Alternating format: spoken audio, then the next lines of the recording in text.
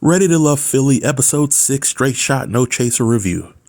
If I had to give this episode a rating, I would give it a solid 4.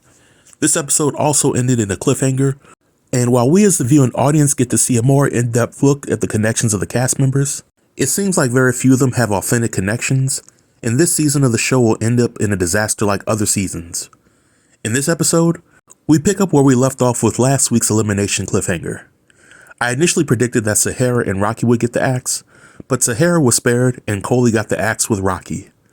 I feel that Sahara is working on borrowed time right now, and the producers are just keeping her on the show just because she's entertaining to watch.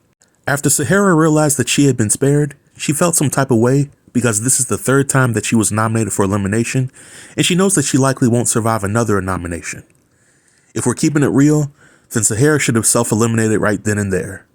But Nephew Tommy meets with the women. He lets them know that they have the power to eliminate, and he challenges them to go on dates with their alternative connections. The first of these dates is with Deonna and Hussein. As they go horseback riding, I'm so glad that the cameraman understood the assignment. Deonna's booty is one of the most treasured things on this season of Ready to Love.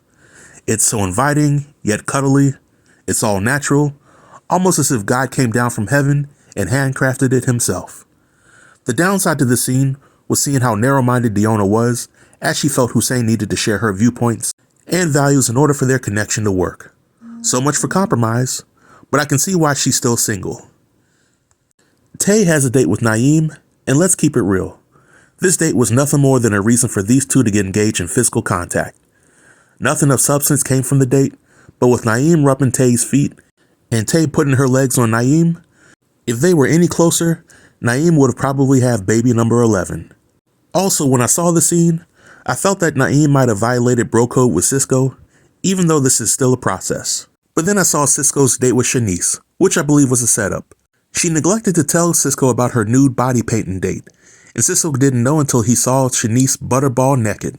Just as Shanice was starting to grow on me, with all her vulnerability, she continues to use her body to make the gains with men in this process. In my opinion, it will not end well. Rose has a date with Hussein, and they have deep conversations during their time together. Angie has a date with Eddie, and she's turned off that he wants a more traditional woman, which is a woman who likes to cook, clean, and do domestic duties. Here's my thing about that. Most grown women have to eat every day and maintain a clean environment in their household.